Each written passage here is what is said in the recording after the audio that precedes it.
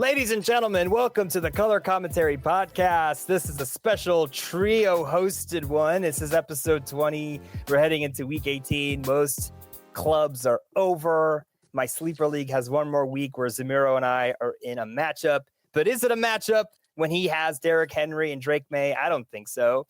But lucky for you, we're going to talk about all of it. And Jmar, who unfortunately didn't make a playoff in his one and only league, we'll break that down for you, as well as the playoff picture and which teams we're most excited about.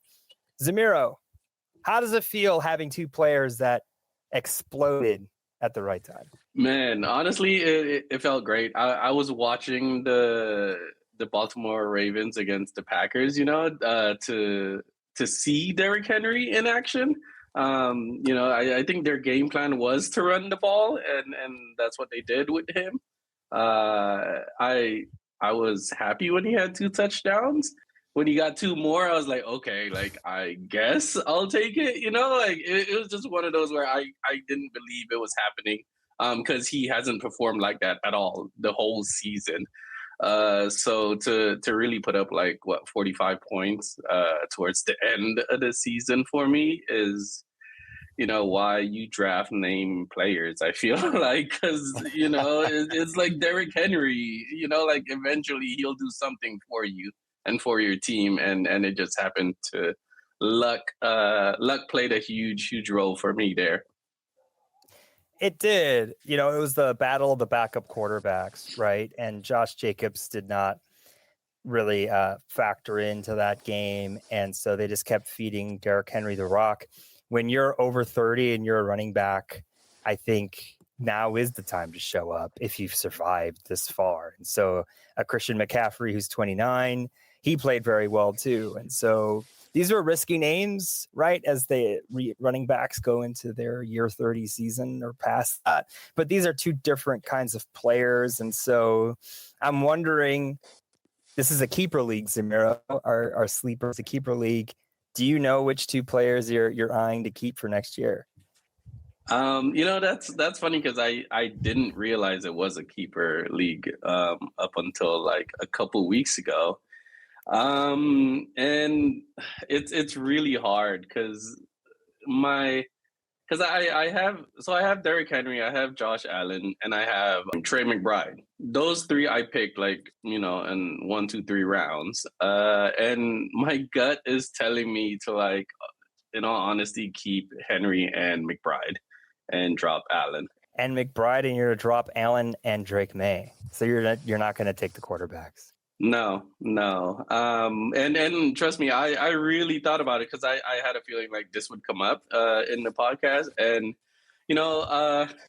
I had Drake May on my bench pretty much the whole season as well. I just had him because I think somebody dropped him in the week 3, and I picked him up just to have him. And, I didn't trust Josh Allen with his injury, with his leg. And so I was like, you know what, Drake May also puts up about 20 points a game anyways, the same as Josh Allen. And so I just made that switch, and he just happened to throw for 5 touchdowns against the Jets. So just so happened. Yeah.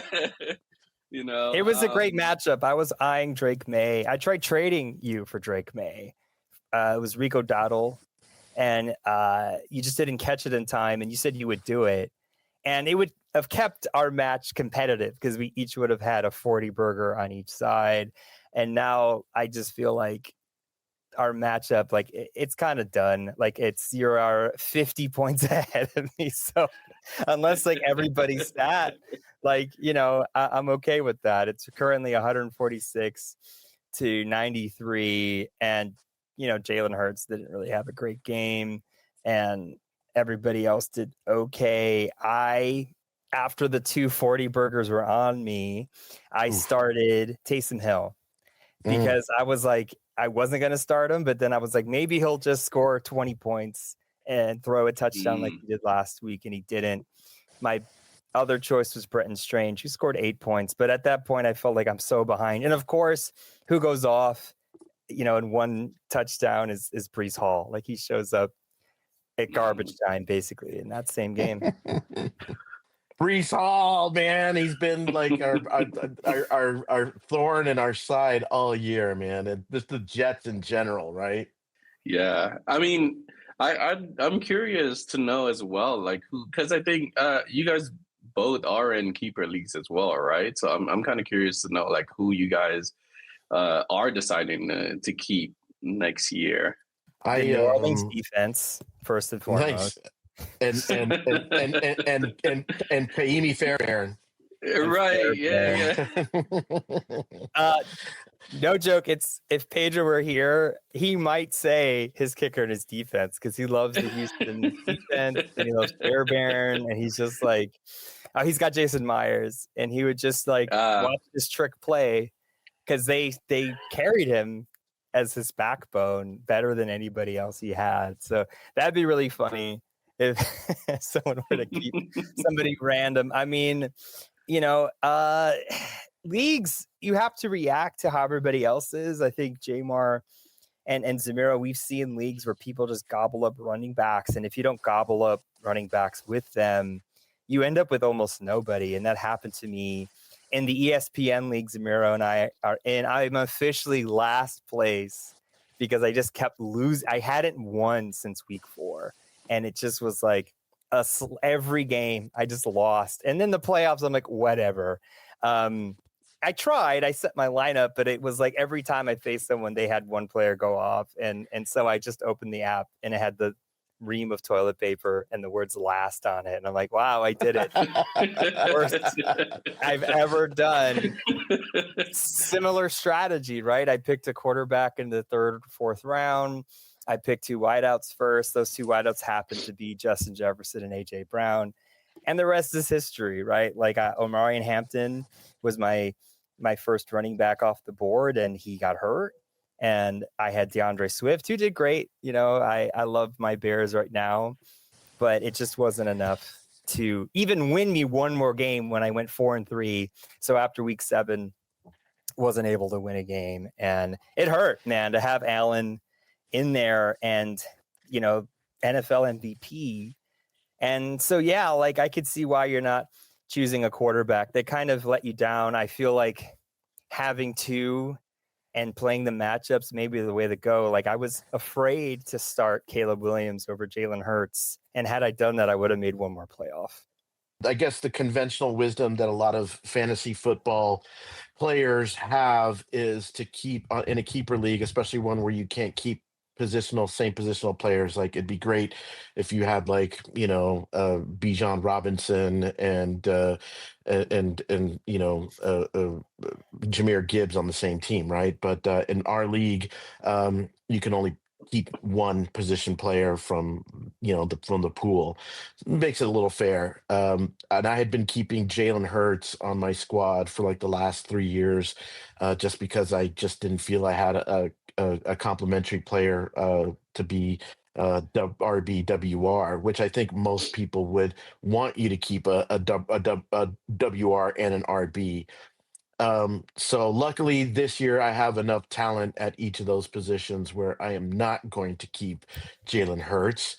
And I think it's probably time too. I think that, you know, maybe I don't know, we'll see what kind of season he has next year, but I think that that offense in general has sort of sputtered without the OC that they had last their Super Bowl season. So luckily for me, I'm going to keep Drake London at wideout, who when he was healthy this year had some bang up games, Oh, man. just lit up the scoreboard, right? And I've got Jameer Gibbs, so I'm going to keep Jameer Gibbs, obviously. So we'll see. I think I pick 5th or 5th or 6th, maybe 4th, 5th or 6th, somewhere in that zone next year. So I'm happy to see, you know, I'm obviously too early to tell, but either I'm going to bulk up on running backs or bulk up on wide receivers with that 3rd pick once the keepers are set. I think that's why too, like, because honestly, I would keep Hurts as well, you know, but he really didn't play all that well this year to like say yes, you know. And I know Josh Allen did, and I know I have him, but to be honest, there's so much quarterbacks that are coming up that are playing like really well. Really You know, yeah, like I Brock mean, Purdy, yes, exactly. Like Caleb, Caleb you know, Williams. even Caleb Williams Trevor is going to be a higher Lawrence, pick. you know, is like there's so many people where you can like kind of hope to get lucky, you know, Sure. at a QB. So I think that's a right move for you. It's cool, man. It's cool seeing this generational shift happening in the NFL this year. It has made things super unpredictable and has created for a lot of chaos in not only fantasy football leagues but in the actual league. And it's like, we've got Seattle with the first, they're pretty much if San Francisco doesn't beat them, that is, but they're gunning for that number one slot. I mean, who would have predicted that at the beginning of the season? And good for Denver, good for New England, good for potentially Carolina making the playoffs. Like there's just a lot of just newbies in the contention, and all the old hats are starting to maybe perhaps turn a page of some sort. So it's kind of, I think I saw this stat that it's the first time since to the early 2000s that Mahomes, Brady, or Manning hasn't made the playoffs. Like it was just like, this is the first time in almost over 20 something odd years that this has happened. So so great, man. New blood. I like it. I like new blood. Yeah, same here. So you were asking me, Zemero, like who I'm gonna keep, and so Yes, you could see I'm sharing the screen now. This is our matchup, and I don't think I'm gonna win. Right? We have Drake May scoring 32, Henry 45 on his team, and some people on my bench like Brees Hall doing great, and so like I think it might be RJ Harvey and Nico Collins because I don't have a stronger running back. I could let go of RJ Harvey. I could go Nico Collins, AJ Brown. I'm definitely keeping Nico Collins.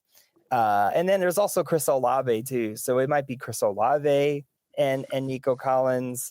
And then I have a running back problem like I did this year. And so it's between those three, most likely. I'd love to have Swift back. I think that he will continue to do great things on the Bears. I think AJ Brown is a nice to have, but I'd rather have him as a flex player. He might have a slow start again, and so it's hard to predict with this whiteout situation. I think I'm nervous about running back. I think a lot of people are going to be keeping running back in our league, and so you said you were going to keep your two running backs. No, I'm gonna keep Henry and my tight end and McBride. Trent McBride. Sure, fair enough. I mean, like he has a connection with Brissett, and they might stay. And then Kyle Murray's the Raider. Yeah, maybe, and just to add to McBride, I mean, the guy broke a record this year. He's like the most tight end receptions of all time, man. Like really, that guy is.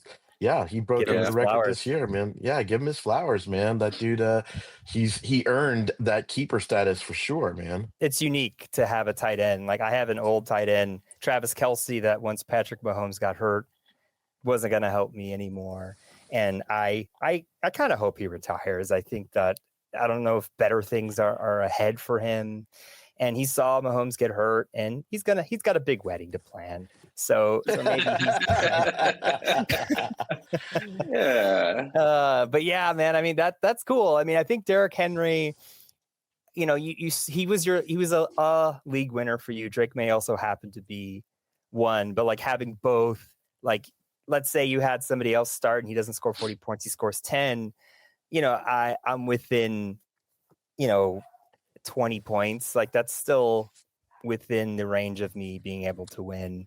So he's a difference maker, and I think that's what I'm going to be targeting, are difference makers. I think RJ Harvey is a difference maker, though he may not go in the first or second round. I think it'd be painful if I saw him go to somebody else, because I've seen just half a season of really good work.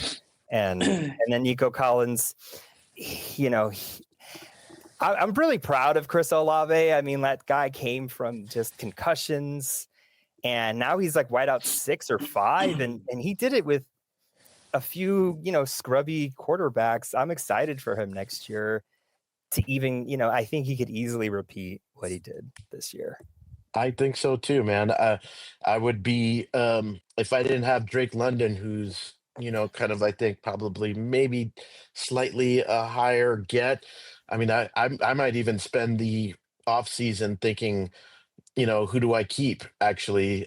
Because Drake London is the flashier name, but Olave just really got the job done this year for me and carried me through a lot of games. And I was very, very happy with his production and super, super happy that I picked him. And so, yeah, man, I agree with you, Ramiro. Olave, that's a low key MVP for my league this year. He kept my team competitive when the running backs weren't showing up. So when I would start a Breece Hall and he would get 8 points, Olave was there with 15 or 18, and he just kept me afloat. And so anytime I sat him, it was a big mistake. And I tend to put running backs in the flex spot, but there were some just variables there. And so, yeah, man, I mean, it was like DeAndre Swift and Olave were two like people I was hoping would do well, and they went past my expectations. And so I'd love to have them both back. I don't know if I keep either one. And so, between now and 9 months from now, I was surprised how much I forgot. And so what'll be interesting is where does this podcast go? Like, I think we could do a once a month check-in, and just kind of talk about football. Of course, the playoffs are interesting to talk about too. And, two of the three of us on this call, have huge playoff games to look forward to. It's probably going to be Bears-Packers again, and I look forward to that rematch. And then who knows where the Seahawks will land. But, that's another redemption story with Sam Darnold just beating the Rams. And then yesterday's game with the Falcons, destroying them the first half. And then they almost came back. And so, Jmar, like the Raiders are in rebuild mode. I didn't think it'd be this bad, though.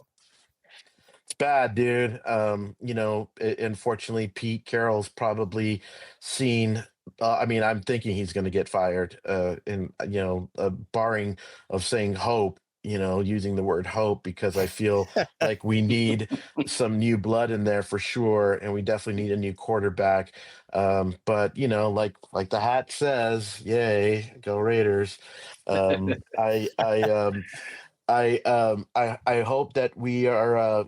Spytech is able to really get his butt in gear and really build around. I mean, we've got so many great players that we need to sort of build around. I mean, Aston Genty showed flashes of really competitive running, and Brock Bowers, and certainly Max Crosby if we keep him, right? I mean, we just the whole team needs a big makeover, and it starts with the head coach quarterback combination, and let's find a young, hungry, proven head coach that can make a connection with. Hopefully, we've got some options here, right? I mean, either we draft one of the many quarterbacks that are in the draft pool coming out this year. Certainly, Heisman Trophy winner Mendoza from Indiana has a shot. If we make a trade for a Kyler Murray or a Lamar Jackson or a Joe Burrow, it'd be neat to see those guys in a Raider uniform too.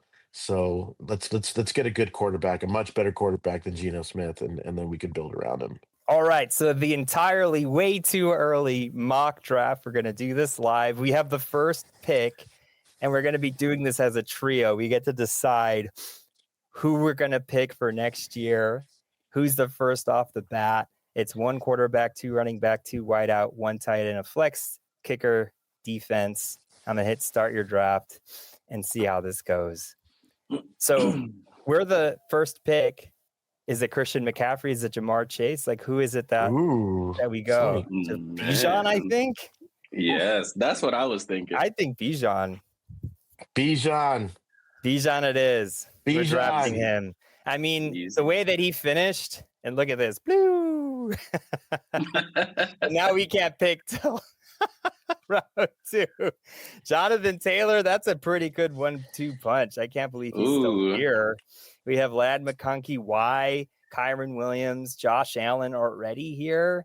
I can go to the wideouts. JSN. I'm going to go JSN. JSN, pretty much the hottest receiver this year, right? Wow, Tyreek That's Hill, right. up there. Yeah, I mean, they're injured. using this year's rankings. I don't think these guys last, but, you'd be super lucky. And I think a Jonathan Taylor is pretty dope. Kyron Williams, okay. 2 running backs, Hampton, James Cook was James still on the Cook board? still on the board. Oh, man. I would have scooped him up, actually. I'm going to take Cook. Okay. Right. Double running backs, huh? Okay. Look at it. There they go. We got our 2 running backs. We have a wideout. I don't want James Conner. He's hurt. DeAndre Swift. Cool. Let's look at the wideouts. Mike Evans, no. Cortland Sutton and DJ Moore. Ooh, so they went wideout heavy in this league. They did, but wow. So we don't have a wideout yet? No. We have. Ooh, we they don't. went wideout heavy. I thought we had JSN. Right. Oh, we have JSN. You're right. JSN's a great wideout for sure. Right. I'm taking DeAndre Swift because I'm running out of time. What? 3 running backs? Oh gosh, that's our you flex. are on the clock. Yeah, I only gave, so we have to pick again. Maybe a QB at this point. Yeah, sounds good. Okay, who we got? Bo Nix. Bo Nix, yeah, right? I'll do Bo Nix. Yeah. So crazy that's who we're picking, but I only gave myself 30 seconds and then boom, look at all that. Pickens is gone, Sutton more. Sheesh. So now we should be focusing on wideout. I'm still trying to see. Yeah, they give you only 30 seconds. Summary only. Let's go to wideout. Let's see. Where are they? Jameson Williams, pretty good. That might be pretty good pick up. Tight end. Who's still here? I would go tight end, dude. Tyler Warren, right? Fannin or Warren, man. Oof. Yeah, Warren. I would pick Warren over Fannin. All right, Warren it is. All right, so now we're on the clock again with the 7th pick. We already have our QB. I think we need one more wideout. Let's do one more whiteout. Yeah. Jameson Williams. Either Williams or Ridley's kind of an intriguing pick. Really? You think he'll be back? I haven't seen or heard from Ridley at all. I'm going to say that's Williams, right? Williams, right? Yeah, I think so. Got it just right before they were going to pick for it. Man, you guys don't like Zay Flowers, boom or bust? I think it's just too much boom. Too much bust, I think. Oh, man. All right, so it's our turn. Ooh. Let's see. Running backs who are left: Nick Chubb, Trey Benson, Ray. I think it's another whiteout. Rome might be okay, or Ricky. I think Rome. Yeah. Yeah. I'd definitely go with him. Yeah, that's actually pretty decent. 30 seconds is not enough time. Yeah, it's not a bad lineup. And now we have defense, right? All right, Broncos, sure, that's easy. Yeah, Broncos. Yeah, all right, I'm really liking our team, guys. Yeah, Houston probably already went off the board. Yeah, Houston's gone. Myers, the kicker. So we got kicker. This is the 10th round. We only got a couple more rounds left to go. Brandon Aubrey, baby. Brandon Aubrey all day. Ooh, Yeah. Guy's got a leg, man. dude. That's wild. What are these guys Jennings picking? is still here. They're using this is based off the beginning of, it says latest in CR. Okay. It says latest. I don't know if they're updating. All right, we have 15 seconds. Cleo, Tyler. Juwan. I like Juwan. You like Juwan? Mm-hmm. Have Juwan. Yeah, when he's healthy, actually, he's pretty good. He's really good. He's really good. There goes Purdy. We got a Woody Marks, Blake Cornford. Woody Marks. That's a absolutely. Yeah, man. I think Woody Marks is going to go high next year. Really? Think so? Yeah, I think Joe Mixon is coming back, isn't he? He might, but Woody. Don't remind me that I picked him round 7. Yeah. When Woody's healthy, man. Well, I mean, I should say when Woody is in that lineup, like Houston excels. They excel. Mm-hmm. No, yeah. I mean, he's very good, honestly, as a pass catcher as well out the backfield. So, We're on the clock. What do you think? Jordan Love is a backup QB. Yeah, Jordan I'm Love. gonna do it. Yeah.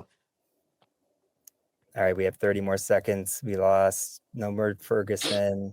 Dick of their kicker's gone. Kareem Hunt. And we get 2 more picks at the flex position. Justice Hill, Dalton Kincaid. But we're scraping right now. Yeah, we're really just at the bottom of the barrel. Jalen Wright, Justice Hill, Damien. What's the wide receivers? Luther Burden, we're drafting. Oh, yeah. There you go. Go we have Burden. Rome and Luther. So I'd go even Rome. Yeah, but I think yeah, it's kind of like a flex, in case Rome gets hurt. Colston Loveland. Colston Loveland's also. You want to pick him up? Colston Loveland's a sexy pick. We'll have 2 tight ends. All right, and that's the end of the ball. All right, let's see, dude. So our team: Bo Nix, Bijan Robinson, James Cook, Jackson Smith and Jigba, Jamison Williams, Tyler Warren, DeAndre Swift, Denver Broncos defense, and the Dallas kicking. You know what's so funny? I'll be like, "This is great. This is a great team." I felt that way every single time I drafted. And you'll be like, "Oh, James Cook hurt week 1." And our bench is pretty stacked. We have a Dunze, Jennings, Marks, Love, Burden, and Loveland. We've backed up a few people. A little light in running back on our bench, so that would be my biggest call out. But I think because we had Bijan and James Cooks, I just stopped thinking about running back. That top 3 is, that's pretty solid, dude. Yeah, it's a very solid team. And you got the Broncos defense and Brandon Aubrey, just for those cleanup points. Yeah, solid. Yeah, I don't like when someone has Brandon Aubrey and I'm facing them. So I felt like I should have picked a kicker and defense a little earlier. 10, 12 is about right. And then play cleanup with some. I think Juwan Jennings will go up earlier. Woody Marks will be earlier. Love. I used to not think a backup quarterback was needed, but now I do, because I think, like you said, Zemero, there's so much parity that there might be weeks I want to start Bo Nix and there might be weeks that I want to start Jordan Love, right? And so it's just seeing, the fact that you had Drake May and Josh Allen. It was like, hey, like Josh Allen didn't play well, but you had Drake May right there. So if you have 6 bench spots, it's not a bad idea to use one on a quarterback. Thanks, guys. That was fun. We'll see how that goes. That was fun. Yeah. It was very fast, right? 30 seconds. Yeah, it was. No time at all. So you just had to pick what was in front of you. Part of the joy of drafting is getting together with your buddies and eating pizza and fried chicken and chips and stuff, and just doing that. But for people who are on the go, that was actually kind of dope. I was like, oh look, my draft's over. Let's do it. Done. Let's roll. I got Brandon Aubrey's my kicker. Great. Let's go. Yeah, I think you can't think too much. So it felt like our minds all went to what's the best available, and we had these needs. And so, it's a great team. Again, none of the drafts that I do automatically through computer ever reflect what really happened. So it's more fun if you can find a mock draft with humans. But even then, it's it's not real till it is. And that's kind of messed me up, because I saw Justin Jefferson and I hadn't seen him ever in a simulation, and I was so tempted, and it kind of tanked 2 of my teams, to be honest. So that's just how it went this year. That's how it goes, bros. Are you gonna stay away from him? If he does fall again next year? Yeah, maybe in the 3rd round, but he should be gone by then. I think other people will feel the way I did and pick up in the 2nd round and just hope that JJ really steps up in a, Caleb Williams kind of way. He showed his flashes, and Caleb did the same thing his first year. This was basically JJ's first year. And he just doesn't, he threw to people, but not to Justin Jefferson. So I'd just be super, super nervous. Someone else can take that risk. I took it once already. I don't have the stomach to do it again. And I'm going to be staying away from anyone with injuries. So, like a Neighbors, I don't know. It's scary.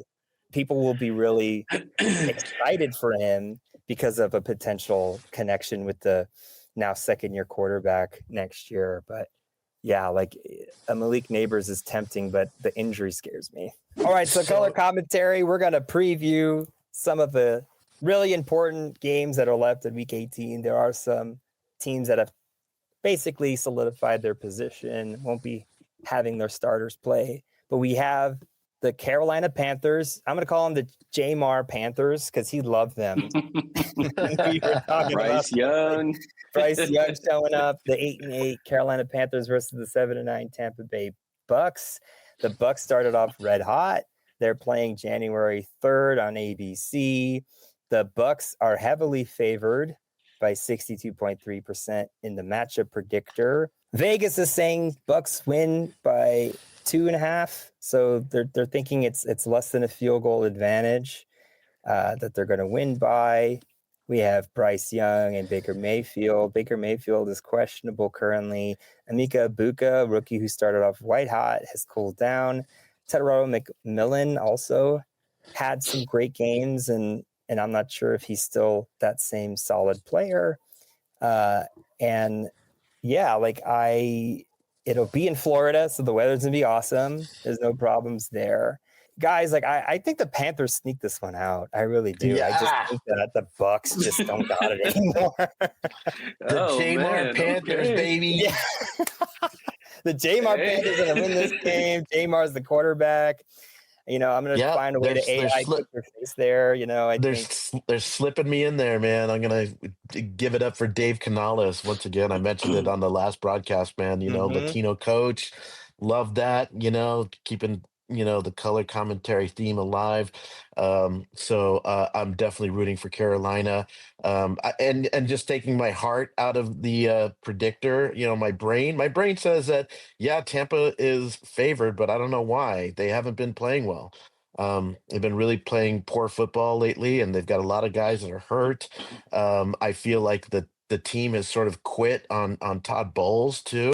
There's a lot of sort of dissension and kind of angry, annoyed, agitated personalities in that clubhouse. I just feel like Carolina's been playing really well. They're more focused, and they want to win. They want to prove something. So go Panthers! I think they're going to win that game. Yeah, I think the momentum's with them. And Jmar, the tickets are only $80, man. So we can catch a flight, go to the Tampa Bay. Sounds like a good let's beginning go. of the year. Yeah, let's go. I got friends that live in Tampa Bay and huge Bucks fans, and I actually spoke with one of them earlier this week, and they were like not looking forward to this game. They were like, dude, they were actually, I hope we lose. They that kind of thing. I hope we lose. So Yeah, they're mad at what their happens. team. Sure, they're mad at their team. Yeah, so. Yeah, they're a far cry to what they once were. Baker Mayfield was like a favorite as an MVP, like week 5 and 6, and then Bucky Irving gets hurt, and this team's defense, which was once vaunted, I had them for a few weeks. It just hasn't been showing up, and so there's some interesting things happening with bonuses. I know Rico Dowdle needs like 8 yards to get like hundreds of thousands of dollars in a bonus, so you'll see him very happy at the end of this game, no matter what the outcome is. And then Bryce Young, I think, I really doubted the guy, but I think they're going to keep him and keep building around him. And I think for the Bucks, it's like bad year, move on. I think that they'll feel better when all their starters are rested, and hopefully it's a better team. What's funny in the standings is New Orleans and Atlanta look really, really awful, and they've both been on winning streaks. Like the Saints are 6-10 now, Atlanta 7-9. Like, so through some crazy math, Atlanta could end up taking this conference if they win. They need them to lose. Is that right, Jmar? Yeah, so Atlanta is playing New Orleans. It's New Orleans at Atlanta, and those two teams legendarily hate each other. That's a decent rivalry in the South between those two teams. I think they're both much improved, right? I mean, well, Atlanta's kind of up and down, but New Orleans, I think people were expecting them to be worse. They actually have the same record as the Kansas City Chiefs, which is wild. So, could you imagine that the Mahomes-led Chiefs had the same record as the Tyler Shuck led New Orleans Saints. Wild. So even if Tampa Bay manages to win that game on Saturday, they still need Atlanta to win that game against the Saints, which is kind of like a coin toss. I don't know who's going to win that game. I think Atlanta, the experts would go with Atlanta to win that game, but I wouldn't be surprised if New Orleans and Chris Olave and Tyler Shuck and that defense shuts down Atlanta in a rivalry game, a divisional rivalry game. There's like nothing to play for. They're just going to put it all out there. Yeah, I mean, that's a great transition to this next game, the New Orleans Saints versus Atlanta Falcons, happening on January 4th. Atlanta is favored in the analytics by 53.7%, and Vegas has Atlanta favored by a little bit more than a field goal, 3.5 points. It's going to be a mid-scoring game, and we have Tyler Shuck, who we argued how to pronounce his last name, who's looking like their next quarterback, right?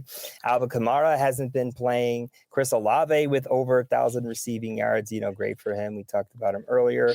And then Kyle Pitts finally showing up as this generational tight end talent that a lot of people thought he would be. I think it took Drake London getting hurt. And I miss Penix. I think that he was fun to watch. We have Kirk Cousins, 2 Chainz Cousins, he's looking like Kirk Cousins of old. But yeah, this should be, these two teams are going to play each other really rough, even though the playoffs are mostly out of the question for both of them. Yeah. Can we see who do they have favoring this game? I love both of those towns too, man. New Orleans is a fun town. Atlanta's a 50. fun town. Good cuisine in both of those towns. I mean, if they could play to a tie, I think would be hysterical. That's true. Right? That could be something. Yeah. So right now the analytics have the Atlanta Falcons slightly favored, especially after that Rams game. I could see the Falcons taking it. I mean, they might be hyped up. Tickets are as low as $69. 69 dudes. And this division is almost breaking even at 500, with the Panthers currently the leaders. Yeah. I mean, I'll go with the Falcons as well. I mean, how can you go against Bijan? You just give him the ball and he just makes magic happen. So I know the Saints have a solid defense, but I think, after that win against the Rams, they are really feeling it right now. They're feeling themselves. Their defense, I don't know what happened to their defense, but they came out to play on Monday. So I think they'll rattle Shuck a little bit, honestly, and have him out of the pocket. Yeah, I think Falcons will have it. That's an impressive game Monday night against the Rams for sure, and Atlanta opened up a lot of eyes. But I feel like it's the end of the year. Both these teams have nothing to play for. They're just going to leave the kitchen sink out, have some fun. Just to be the contrarian and just to say F it, I'm going to pick the New Orleans Saints to win this game. The Jason Martinez New Orleans Saints. Right. I can feel the favoritism. We both like Chris Olave.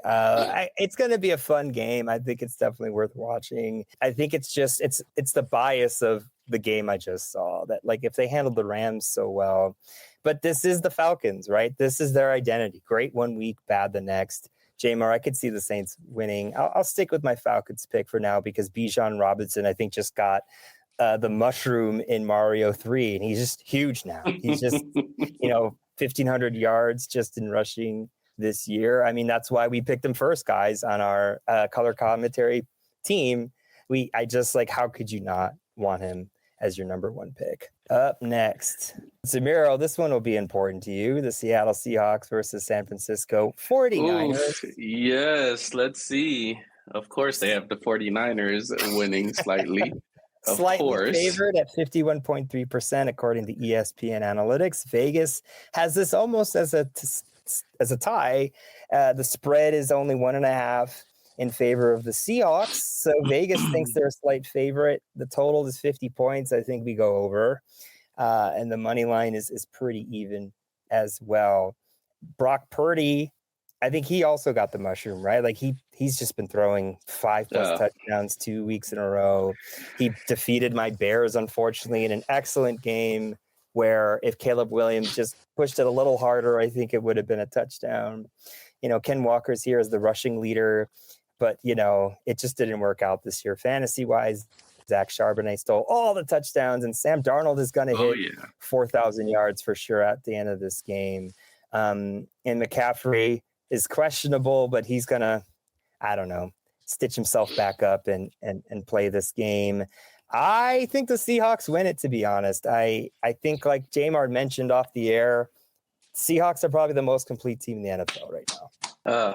Man, thank you. No, I've have to go on, like, I can't even speak because of how important this game is for me. Like, you understand. Like, I grew up watching them play to get to this point, in what, like, year 2 of our new head coach, fighting for the number 1 spot and the number 1 seed and have home field advantage throughout the playoffs.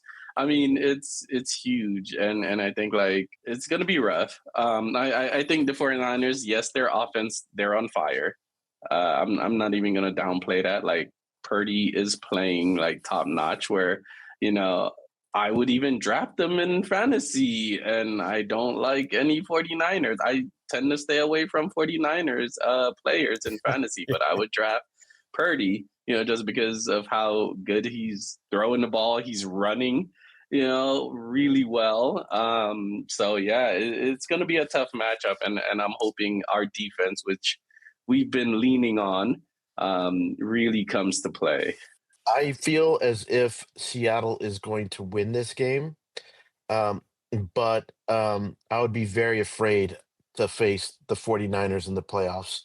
I feel like that's a team that is extremely dangerous, and for all the aforementioned things that you guys said, I feel like they have a potential to go to the Super Bowl, actually, if given the right set of team, the right competitors, the right matchups.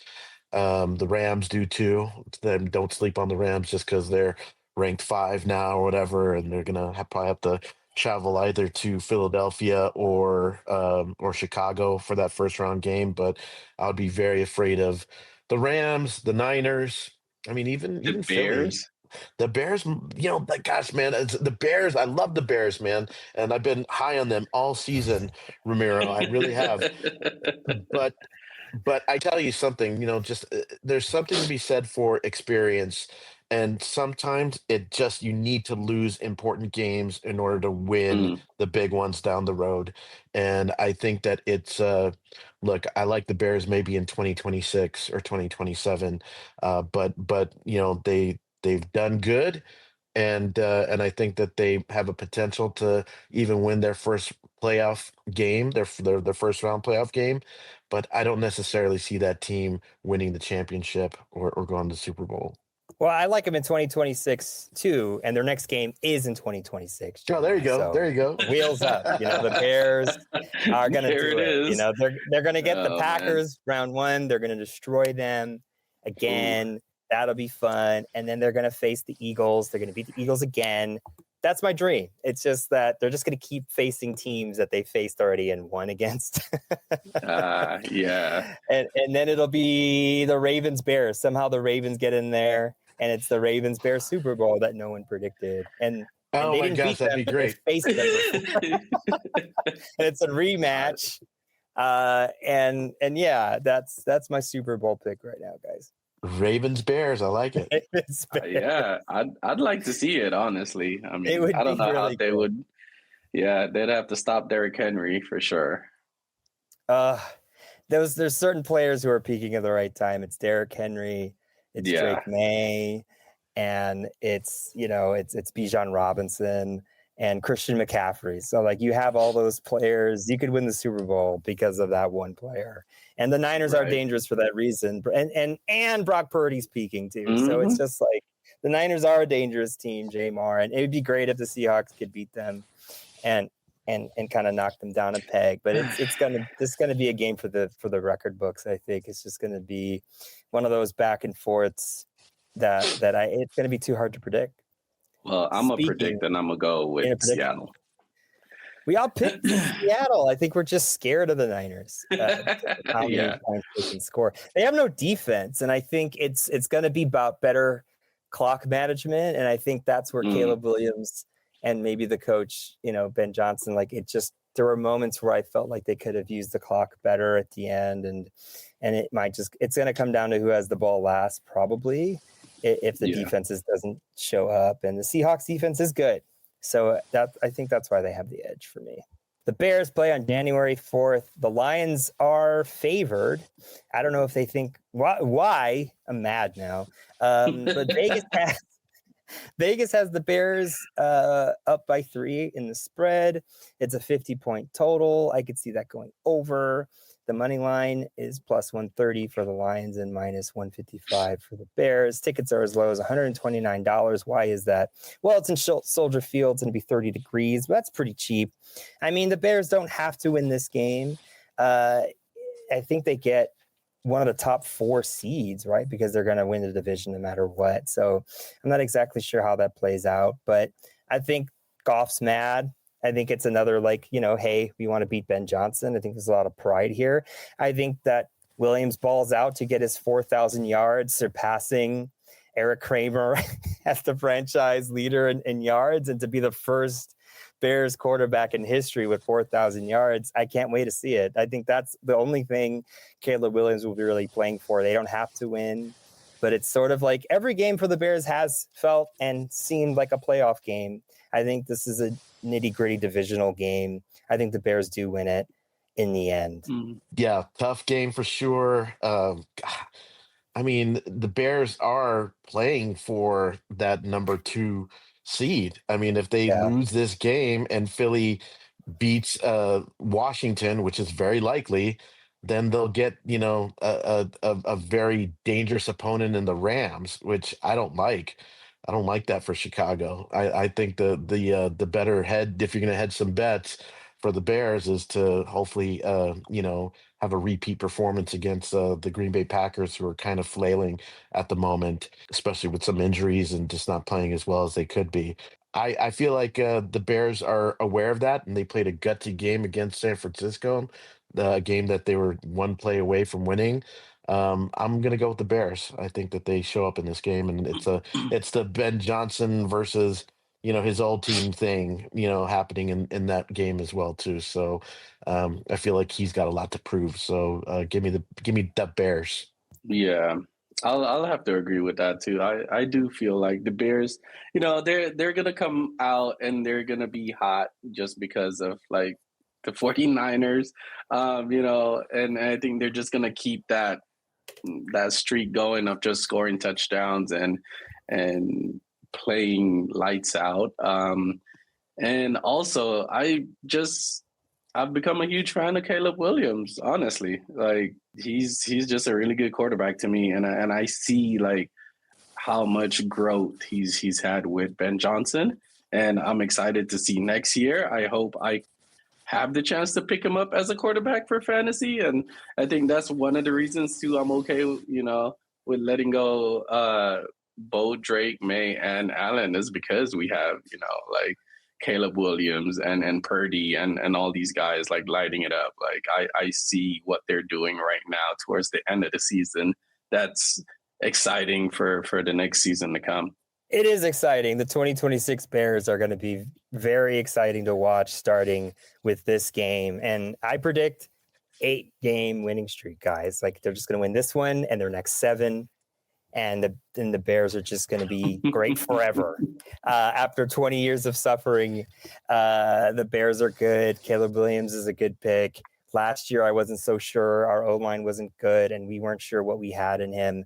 It was kind of like, buying a box of Labubus, and one of them was one of those special ones, right? That's Caleb Williams, and that'll be my one and only Labubu reference ever in my life. But it's just people come up to me to talk to me about Caleb Williams because I have my Bears hat, and they're like, "Oh man, Caleb, And I'm like, they're more excited than I am as a cautious Bears fan, as a team that's not been good for so long. I'm like, yeah, he's pretty good. And they're like, what? He's amazing. He throws these dimes and he's killing it. And I'm like, yeah, you're only seeing it now at the end.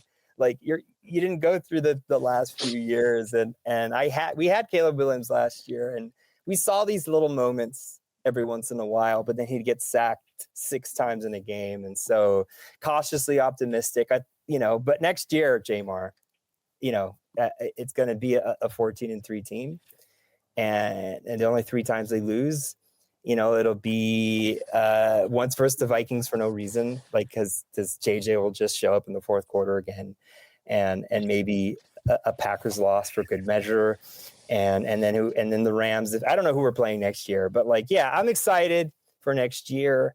I want them to pick only defensive players now in the draft. I don't know.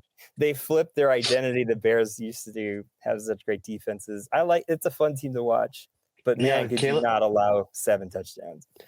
Caleb was my backup quarterback this season, as we famously talked about, a lot. And I feel as if I would love for him to be my starting quarterback next year on my fantasy. You're gonna ask him to the quarterback prom. I'm going to ask him to the quarterback prom, and hopefully he accepts. But yeah, after years of having Jalen Hurts on my team, I just need a shakeup, and I think that by picking Caleb as my backup this year, it was almost kind of like an audition of sorts, and I think that I would be very happy if I had Caleb as my number 1 QB next year. All right, so me and Zemero will be fighting over Caleb Williams in our draft here. We both will be letting go of our quarterbacks, and they're 3 great ones. They're talking about Jalen Hurts, Josh Allen, and Drake May all out there for other people to pick up, but probably around 6 or 7, Caleb Williams will be coming off the board, or maybe round 4. Who knows? It's an exciting time to be a Bears fan when random people congratulate me for a job well done. And I get it. It's been a lot of suffering. I mean, Zemero, your team has had a lot of ups and downs, and now with Sam Darnold, it seemed like somehow he was the missing piece. Yeah, I mean, it's funny that you're saying that too, because the same way you're feeling about Caleb, that's the same way I feel about Sam Darnold. And I know it's like his first year, but I've seen him, play. Like, he's been in the league, and I saw him last year with the Vikings, and I had that nightmare flashback of him getting sacked so many times when we played the Rams the first time, and they sacked him like 4 or 5 times. I was like, this is it. He's just can't do anything against the Rams. And I feel like, it's not that I don't trust him. It's not that I don't have faith in him. It is just, man, to be like, it's heartbreaking to be a fan and to see the players play and know that they are giving it their all and fall short sometimes. And it's just like, oh man, that sucks. And Jmar, you guys got the first pick. So maybe you guys trade it and get Kyler Murray. In a perfect world, I certainly would just love to see us get a QB that I mentioned, those 3, Burrow, Lamar, or Kyler, and then use that first round pick for like a wide receiver or something like that. You're gonna get Joe Burrow. I'd love to see Joe Burrow in a Raiders uniform, man. I think he would light up everybody. Jacoby Myers would come back. He'd be like, I'm leaving. I'm going back to the Raiders. I want to be a Raider now because there's Joe Burrow in a Raiders uniform, It'd be interesting, man. I just, the money would have to be right. And look, I mean, we just need a culture change again. So whoever is, being the salesperson for the Raiders really has to dress it in a way that would want, somebody would want to have to come to Vegas and clean up our elephant poop of a season that was just terrible, so you really have to dress it like you're going to come in and save Las Vegas, and Yeah. Whoever talked to Caleb Williams, I mean, they got him to be cool with it, right? Like I think his dad famously was like, "Don't be a bear.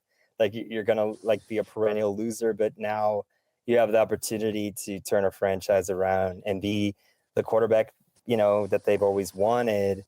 And I've never gotten texts from family where they're like, "I've never seen the Bears this good in my life." and to that point, Ramiro, it's just not a one person game. It's a team game, So you have to build around that player. You have to give him an offensive line, so give him protection. He needs weapons, defense, and certainly a head coach, a good head coach that he can, really vibe off of, and they can, figure out the schemes that defenses are throwing at them. So yeah, Ben Johnson takes his shirt off, and that must just inspire Caleb Williams, right? He's just like, dude. I mean, it's a good combination. Cry. That's a good combination, man. Caleb Williams and their new head coach, man. That's a good combo for sure. Yeah, I think that Ben Johnson's actually a lot more. You're seeing them go for it in fourth down, and my cousins were like, that was the guy calling it. That it was like all these fourth down plays that the Lions did last year. Like we're seeing it coming from Ben Johnson's coaching team, and he's gutsy and he's aggressive. And then Caleb Williams, he's now being called the Iceman. Like he just doesn't seem to, his emotions don't seem to move. So like he's the one kind of pushing Caleb to get fired up. And when they need to take those chances, and it is a team like this team last year, super disappointing because they had no O-line, right? And then they spent all their draft capital and salary cap on O-line, and now you have a different team. All of a sudden, DeAndre Swift and Kyle Monangai look like amazing running backs when it really is just the O-line change, right? So got to get that part right. I think that it's an interesting time in the NFL. Like this is a whole new batch of quarterbacks that all seem to be doing great. And so, it's hopeful. Raiders could, are a few pieces away. And I think I think Ashton Genty, if built around, should do much better, be interesting where he goes in drafts next year, probably around 3 or 4. But we'll see. Yeah, that's another one. I'm hoping, honestly, like he drops and I can pick him up, honestly, because I do see like the sparks, and I feel like, dude, you guys draft, 1 or 2 O-line in this draft and get like a top guy that could really open up the hole for him. Like he's gone. Like he doesn't need that much. Like and that's what I've seen, in like the little bits and pieces. Like you just need a QB that doesn't throw interceptions as much to manage the game, because I feel like the Raiders, their defense, they're pretty good. Yeah, they keep you in the game, but Geno Smith just throwing, I think there was a stat. I didn't even want to see the stat, but it was something about him having so much interceptions to like Caleb Williams, like 2 years, like in the league or something. I forgot what it was, but it was something like that. And I was just like, dude, like it is sad to see him like from Seattle going, and I was excited for him as a Raider, but it just never worked out. And you're right. Like, I think the O-line just wasn't there to help him out. So I feel like you guys draft, a solid O-line, get it together. And yeah, man, I think Austin Genty with Brock Bowers too. Like, you guys have weapons on offense. We're trying to make you feel better, Jmar. I mean, I think it's Phillip Rivers' time, to be honest. You have him there. Oh man, Kirk Cousins. You just get all the backups in there and see what works. Just at this point, just try them all out. Brady's just gonna come one day and just suit up, honestly, and he's just gonna take over. He's just gonna be like, you know what, guys, like I own this team anyway. Like I could do whatever I want and just suit up. I can hear the Superman theme music in my head right now. You see the promos, and it's just like Brady in a black and white jersey. It's just like, forget it. I'm going back in, guys. That would be awesome. Man. I would not. I would welcome that for sure. I would welcome that. I think spiritually it'd be a huge lift. So that's it. That's it for this season on Color Commentary Podcast. I had fun. I hope you did too. We'll figure out what this looks like in the weeks and days to come. If not, enjoy your championships or enjoy scheming to win your next championship. Zemero, Yeah, Jmar? a great season, man. Thank you for everything, Ramiro and Zemero and Pedro, wherever in the California you are. Yeah, Pedro and Zemero, you guys were great editing the podcast. Thank you. Here's rolling the credits. Jmar, Right. You stuck in there, gave it your all, went on vacation, film vacation, and then came back. And then Zemero, you stepped up and got on the mic. And man, like I'm excited for next year already. We'll do a few more mock drafts, but yeah, we'll see. It was just enjoyable to talk about this game within a game with y'all. Heck yeah. Yeah, it really was. It was a lot of fun, honestly. And even coming on and, for one episode now, 2 episodes. I'd love to come on some more, so. Yeah, I think we can handle it now. Of the 4 of us, whoever wants to hop in, I think now we've gotten our sea legs. I think I wasn't sure how this would go, but it was fun to have all 3 of you on. So, hell yeah, why not? We'll see how it evolves week to week. Yeah. Good times, homies. Peace out, everyone. Go ahead. One last question. Jmar, would you Yeah. consider joining our sleeper league? No, I love it, dude. You're gonna join? Man. You're gonna do it? Break your rule? Fact, I think that it would be neat for the podcast actually if you, me, Zemero, and Pedro were in the league, and whoever else. I mean, we could find 8 other players to just kind of just be filler. But it'd be a lot of fun if we were all in the league for sure. I think that that's a wonderful idea, Zemero. You heard it first. Jmar's breaking his longtime tradition, 20 plus years, 1 league man. Yeah. He's now going to be a 2 league man. I know. Some way. No, I feel dirty. I'm gonna say, because I've only played in 1 league as well, and this year was the first year that I played in 2, and Ramiro was right.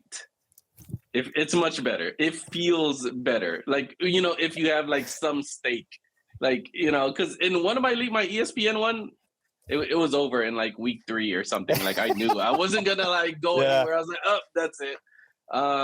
But yeah, in the sleeper one, like I didn't tweak it as much. I kind of just kept it there.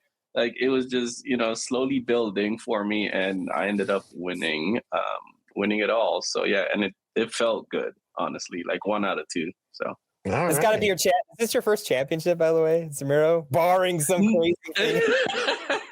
No. I've won one once when I first started playing. Like, I won the first year. So maybe it's like beginner's luck. I start this new league and I win the first year.